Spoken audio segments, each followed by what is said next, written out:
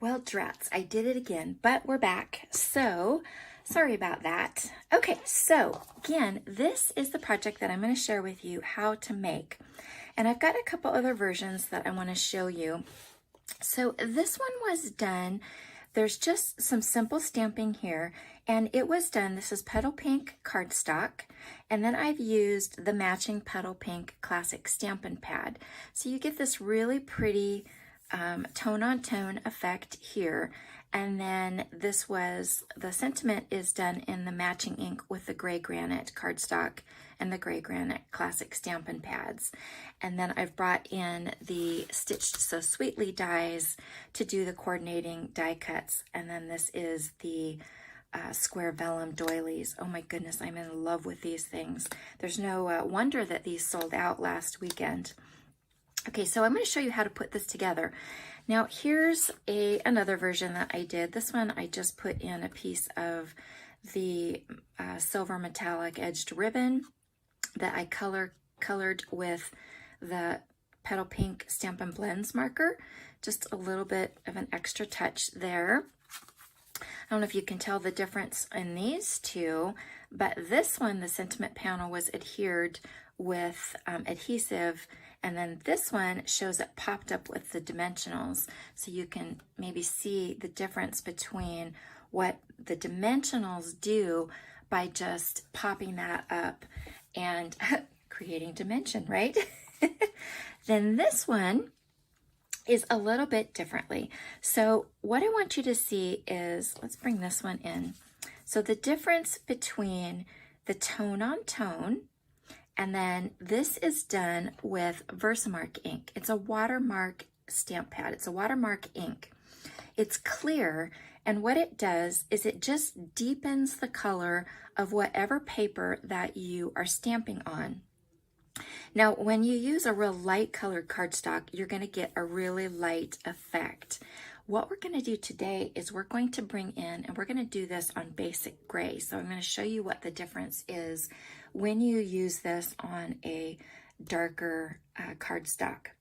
Now, the advantage of the Versamark ink pad is that instead of having a variety of different colors for, you know, matching inks to your cardstock, which I absolutely recommend that you do, but it gives you another option to allow your cardstock to go even further if you don't have the matching ink, so that you can create a tone-on-tone effect without having, if you don't have the matching stamp pad. It also is a real sticky ink, so it's used for heat embossing and other fun techniques. So it's a really, really versatile ink pad to have that I absolutely recommend that you put on your next order if you don't have it. So, okay, so now this one, you'll see that's designer series paper. So I cut I used the second, we're going to use two different dies. So the second to the largest of the stitched rectangles, and then the second to the largest die cuts this one out. And I don't know where my die went to. It was here, but that's okay. So second to the largest from both sets is what I used for this card right here. And again, this was the designer series paper, but you could also use just the cardstock. It really just depends on what you want to use from your kit. So let's go ahead and set these aside, and I'm going to bring in a basic gray card base, and I've gone ahead and I've cut with that second to the largest die. I've gone ahead and I cut a piece of the designer series paper. So we're kind of reversing the color scheme. Instead of the light card base and a darker accent, I'm going to do it the opposite. I've got a darker card base and I've got a pop of color going to be here in the center. Now I'm going to do this one a little bit different. This is a landscape orientation for this card, but I want to show you that you can turn it into a portrait just the same. All you have to do is basically switch up your sentiment. And I decided that I'm going to do a sympathy card because I personally like to have at least a few sympathy cards on hand in my stash at all times. I don't like having to make a sympathy card when something happens. That can be really challenging. So I find if I have a few done ahead of time, that really works good for me. So I'm going to do this one as a sympathy card. So what I've done is on a piece of Whisper White cardstock, I went ahead and I took the matching basic gray ink and I stamped the sentiment from Prized Peony. I used the So Sorry for Your Loss. Now because it's a smaller sentiment than the one that I used here, I went ahead and I took this one right here and die cut this, and then I also die cut this one with a piece of coordinating designer series paper. This could also be cardstock as well. So what we're going to do is we've got the rectangle background, and then it's going to be the doily, and then we're going to put this one on just to kind of give some contrast behind this one because it's such a small sentiment. And then we just have to do some really quick stamping here. And then I think that this is going to work for whether it's a masculine or a feminine, you know, whether it's a male or a female that I send this for. Because of the dark gray, I think it's going to work for either one. And the petal pink is kind of on a peach side, so it's not really pink. I think that this really would work. I don't know. Tell me what you think. Would you send this to a man or to a woman? So let's go ahead, and all we're going to do is I'm going to show you how to do this stamping, and we're going to do it in a way that is really quick and simple. But we're going to use the Versamark ink because you're going to see what the tone on tone looks like here. And we're going to go ahead, and I like to, whenever you have a big stamp like this, I like to put the stamp face up, and then I like to ink it from the top as opposed to doing it this way and trying to make sure that you got it covered. This way you can see the whole stamp and know that you've got good ink coverage. And I need to actually re-ink my Versamark. I've been using it a lot lately, so I'm going to have to give mine quite a bit of coverage right here. If yours is well inked and juicy, you won't need to do that much. Okay, so where we did it this way, we're going to do it this way, okay? So, and actually, you know what? Let's go ahead and do the opposite corners here. So what I've done is, here is the stem, the large stem, and it's almost parallel to this side of the block. And I placed it so that the top of this is kind of even across here. And so what we're going to do is we're going to use that top edge to line that up at the top of the cardstock like that.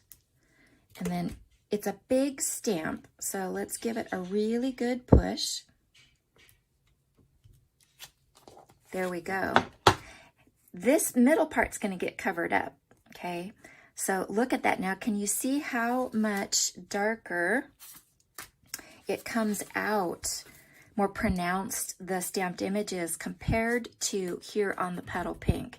In this one, it's almost kind of just like a whisper of an impression where it's much bolder. Now this is wet, so it is going to fade just a little bit. Okay, so now we're going to turn it and rotate it around, and we're just going to do the exact same thing. So let's give this a really good ink.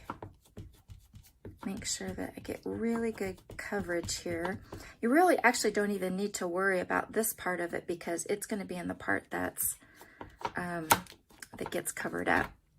And we're going to repeat it and do the exact same thing so that the top of that stamp is at the top of your cardstock, and then this edge is on this edge, just like that.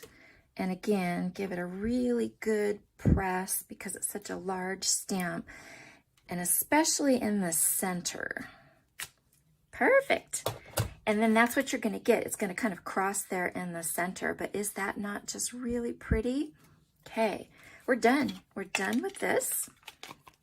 Set this off aside. And then to clean Versamark, you can use the Stampin' Mist. You could also use a little bit of Dawn dish soap and water. Either one of those will work really well, but it comes off really easy. It is water-based.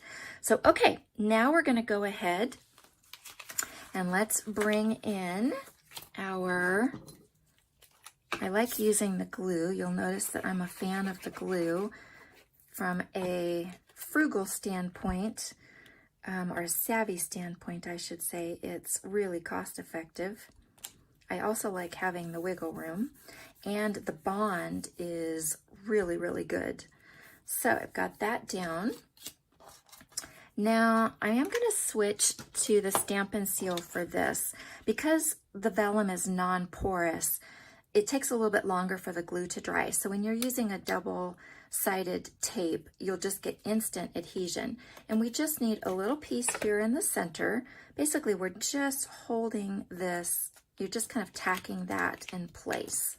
Okay, then let's go ahead and let's do that again. Whoops. We're going to put this centered on here. I think that's good. And then this one is going to get popped up with just a couple dimensionals. And then again, if you wanted to do the ribbon as an accent, you could totally do that. I'm just going to keep this simple. I find with sympathy cards, you don't want a lot of foo-foo on them. Emotions tend to be raw at this point, and something soothing. And there we go. And there you go. So now you've got another option. So you've got a portrait option. You've got the landscape. And then you can also see the difference between whether you like the tone on tone or you like the watermark. You know, lots of variety. And again, I want you to see that difference between when you use the Versamark on a darker cardstock, you get a much darker impression than you'll get on the lighter. So again, you get different looks just from the one Stampin' Pad. And that's not even to mention all the fun techniques that you can do with this. So, Stitch So Sweetly dies. If you don't have these yet, oh my goodness, you need to get these. They're a must-have. These have been just so much fun. If you've been following me, you know that I use them all the time. They are so incredibly versatile. But I hope that you have been enjoying the prize peony cards, the Peony Garden cards. If you've missed any of those 7 that I shared with you, along with the savvy videos on how to assemble the 3D flower, how to do the coloring on them, different things, then go back and look on my Facebook page. I will put the link in the YouTube description if you're watching this from YouTube, so that you can go back and make sure that you catch all of them. I appreciate your likes. If you need any of the supplies that I have used, you can shop directly in my online store at stampinsavvy.com/shop and pull my reward code from my website and use that so that you can take advantage of my rewards. I really, really do love spoiling you. Have a wonderful rest of the day today. Thanks so much for watching.